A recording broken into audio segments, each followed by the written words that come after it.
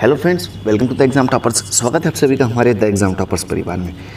RRB NTPC और group D के लिए काफ़ी महत्वपूर्ण प्रीवियस ईयर के प्रश्नों की सीरीज चल रही है, जिनमें विगत वर्षों में RRB NTPC, group D, ALP, loco pilot आदि जितने भी महत्वपूर्ण एग्जाम्स होती हैं उन सभी में पूछे गए प्रश्नों के बारे में चर्चा करते हैं, जो कि बार बार रिपीट भी होते हैं और आगामी प्रतियोगी परीक्षाओं की दृष्टि से काफ़ी महत्वपूर्ण है। फिर चाहे आपकी एनटीपीसी हो, ग्रुप डी हो या फिर पुलिस सब इंस्पेक्टर, कोई सी भी वैकेंसी हो, सभी के लिए काफ़ी महत्वपूर्ण है। तो आगे बढ़ने से पहले यदि आपने चैनल को सब्सक्राइब नहीं किया है तो सब्सक्राइब कर बेल आइकन को प्रेस कर लें, ताकि आपको लेटेस्ट वीडियोस के नोटिफिकेशन सबसे पहले मिल सकें। तो शुरू करते हैं पहले प्रश्न से। पहला प्रश्न है, जापान की करेंसी का नाम बताना है आपको कि जापान की करेंसी कौन सी है। तो जापान की करेंसी का नाम येन है, और येन किस देश की? जापान की करेंसी अर्थात मुद्रा है। और भारत की मुद्रा का नाम रुपया है, जैसे कि बांग्लादेश की मुद्रा का नाम टका है। नेक्स्ट है, बेसिन की संधि अंग्रेजों ने किन के साथ हस्ताक्षरित की थी? तो बेसिन की संधि को अंग्रेजों ने पेशवाओं के साथ हस्ताक्षरित किया था, या कहें अंग्रेजों ने पेशवा के साथ कौन सी संधि को हस्ताक्षरित किया था? तो बेसिन की संधि को हस्ताक्षरित किया था। नेक्स्ट है, फलों का अध्ययन कहलाता है। फलों के अध्ययन को क्या कहा जाता है? पोमोलॉजी। पोमोलॉजी किसे? फलों के अध्ययन को कहा जाता है। नेक्स्ट है, दिल्ली चलो का नारा किसने दिया था? दिल्ली चलो का नारा किसने दिया था? हम सभी को पता ही है, इस क्वेश्चन का आंसर तो बहुत अच्छे से सुभाष चंद्र बोस थे, जिन्होंने दिल्ली चलो का नारा दिया था, और आज़ाद हिंद फौज का गठन भी इन्होंने ही किया था। नेक्स्ट है, बिहू। बिहू एक नृत्य भी है। बिहू किस राज्य का प्रमुख त्यौहार है? आपको यह बताना है कि बिहू किस राज्य का प्रमुख त्यौहार है। तो हमें याद रखना है कि बिहू किसका? असम का प्रमुख त्यौहार है बिहू। बिहू नृत्य भी है। नेक्स्ट है, भांगड़ा नांगल बांध। भांगड़ा नांगल बांध किस नदी पर स्थित है? तो भांगड़ा नांगल बांध किस नदी पर? सतलज नदी पर स्थित है। किस नदी पर? सतलज नदी पर स्थित है। अर्जुन पुरस्कार, जो कि खेल के क्षेत्र में दिया जाने वाला काफ़ी महत्वपूर्ण पुरस्कार है, तो अर्जुन पुरस्कार की स्थापना कब की गई थी, या पुरस्कार कब से प्रारंभ किए गए थे? तो 1961 से अर्जुन पुरस्कार प्रारंभ किए गए थे। अगला आता है, ध्यानचंद स्टेडियम। मेजर ध्यानचंद, जिन्हें कहा जाता है हॉकी का जादूगर, इनका बर्थडे कब मनाते हैं? जन्मदिवस कब? खेल दिवस के रूप में मनाया जाता है 29 अगस्त को। तो ध्यानचंद स्टेडियम कहाँ स्थित है? तो यह लखनऊ में स्थित है। कहाँ पर है? लखनऊ में स्थित है। टीपू सुल्तान। टीपू सुल्तान कहाँ का शासक था? तो टीपू सुल्तान कहाँ का? मैसूर, जो कि कर्नाटका में है, वहाँ का शासक था। नेक्स्ट है, नाटो। नाटो एक संगठन है, तो इसका मुख्यालय कहाँ पर है? तो नाटो का मुख्यालय ब्रुसेल्स में है। कहाँ पर है? ब्रुसेल्स में। नेक्स्ट काफ़ी महत्वपूर्ण शब्द है बटरफ्लाई। जैसा कि स्पोर्ट्स में शब्दावलियाँ होती हैं, इनसे रिलेटेड प्रश्न अक्सर पूछे जाते हैं। तो यहाँ पर आपसे पूछा जा रहा है, बटरफ्लाई शब्द का संबंध किस खेल से है? बटरफ्लाई शब्द का संबंध किस खेल से है? तैराकी अर्थात स्विमिंग से है। नेक्स्ट है, एक अश्वशक्ति 1 हॉर्स पावर बराबर कितने वाट होता है? तो एक अश्वशक्ति कितने वाट के बराबर होता है? 746 वाट इक्वल्स टू 1 हॉर्स पावर होता है।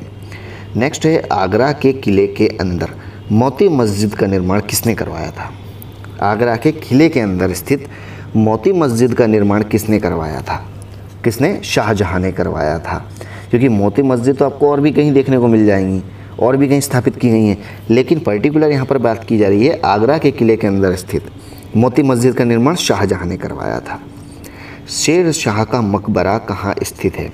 शेर शाह सूरी। जी हाँ दोस्तों, यह वही शेर शाह है जिसने जीटी रोड का निर्माण करवाया था। तो शेर शाह सूरी का मकबरा कहाँ है? सासाराम में है। और सासाराम किस राज्य में स्थित है? तो सासाराम बिहार में है।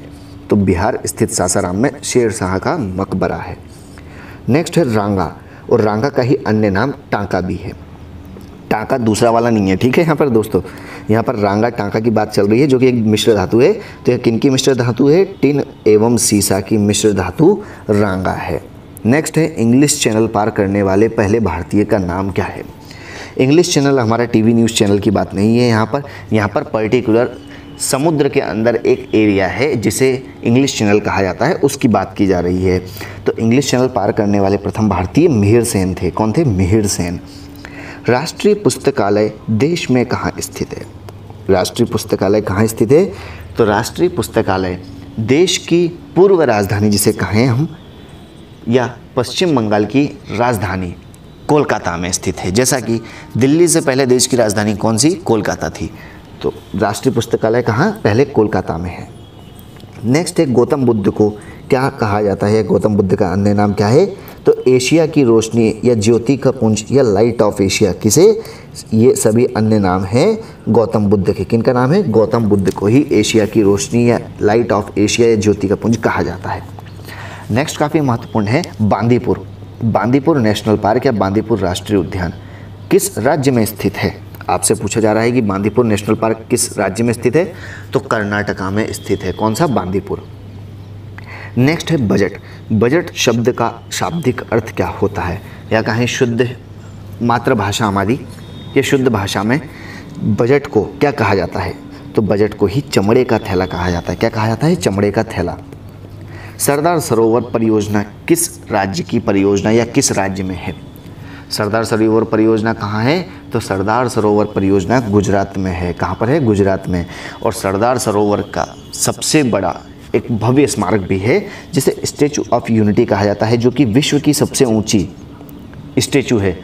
तो यह कहाँ पर है? तो यह भी गुजरात के केवड़िया ग्राम के साधु टापू पर स्थित है, जिसकी ऊंचाई 182 मीटर है, जिसे स्टैचू ऑफ लिबर्टी से लगभग 2 गुने से भी अधिक ऊंचाई है। ठीक है।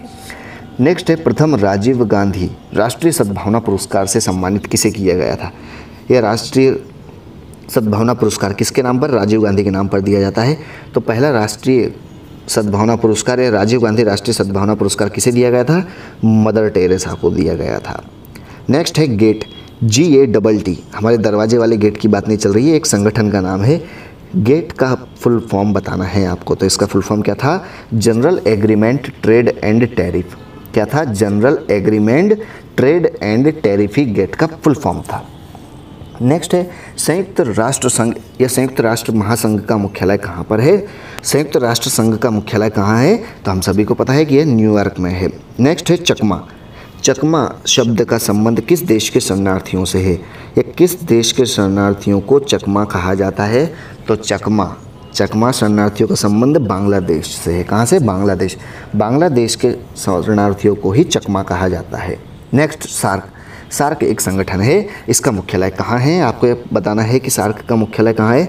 तो नेपाल की राजधानी काठमांडू में सार्क का मुख्यालय है। नेक्स्ट है कच्चे फलों को कृत्रिम ढंग से पकाने के लिए किस गैस का प्रयोग किया जाता है? कच्चे फल, चाहे आपके केला हो, आम हो, ये जितने भी कच्चे फल होते हैं, इनको पकाने के लिए किस गैस का प्रयोग किया जाता है? तो इसके लिए एसिटिलीन गैस का प्रयोग किया जाता है। नेक्स्ट है टी। टी शब्द का संबंध किस खेल से है? आपको बताना है कि टी शब्द का संबंध किस खेल से है। तो टी का यहाँ पर चाय से संबंध बिल्कुल भी नहीं है। टी शब्द का संबंध गोल्फ से है। किससे है? गोल्फ से है। विद्युत चुंबक बनाने के लिए किस लोहे का प्रयोग किया जाता है? विद्युत चुंबक बनाने के लिए किस तरह के लोहे का? तो मृदु लोहे का प्रयोग किया जाता है। मृदु लोहे का प्रयोग विद्युत चुंबक बनाने के लिए किया जाता है। नेक्स्ट है बॉय स्काउट आंदोलन के संस्थापक कौन थे? बॉय स्काउट आंदोलन के संस्थापक बेडेन पावेल थे। कौन थे? बेडेन पावेल, जिसे भारत स्काउट एवं गाइड का संस्थापक भी कहा जाता है, लॉर्ड बेडेन पावेल। नेक्स्ट है अ सेक्युलर एजेंडा पुस्तक के लेखक कौन है? अ सेक्युलर एजेंडा पुस्तक के लेखक कौन है? तो अरुण शौरी ही अ सेक्युलर एजेंडा पुस्तक के लेखक अर्थात राइटर है। नेक्स्ट है संपूर्ण संविधान। यहाँ पर हमें याद रखना है संविधान की बात न करते हुए संपूर्ण संविधान की बात कर रहे हैं। तो संपूर्ण संविधान को कब लागू किया गया था?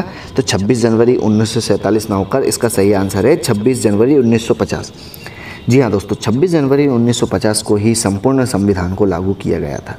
नेक्स्ट है इस्पात संयंत्र की वात्या भट्टी में उत्पादित होने वाला लोहे को किस नाम से जाना जाता है? वात्या भट्टी हम सभी ने विज्ञान में बहुत अच्छे से पढ़ा है। वात्या भट्टी, इसका संबंध किससे है? इस्पात संयंत्र से है। तो इसमें उत्पादित होने वाला लोहा कौन सा होता है? डलवा लोहा होता है।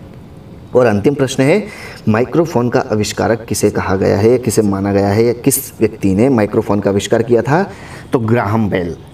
बेल फ़ोन बजती है, रिंग बजती है, तो उसे बेल भी कहा जाता है। तो हमें आराम से याद रख सकते हैं कि माइक्रोफोन का आविष्कार किसने किया था? ग्राहम बेल ने किया था। तो ये थे कुछ महत्वपूर्ण प्रश्न जिनके बारे में हमने चर्चा की, जो कि सभी परीक्षाओं की दृष्टि से बहुत ही ज़्यादा महत्वपूर्ण है। आई होप कि आपको ये वीडियो पसंद आया होगा। तो मिलते हैं नेक्स्ट वीडियो में, तब तक के लिए घर पर रहें, खुश रहें, स्वस्थ रहें। Thanks for watching. जय हिंद।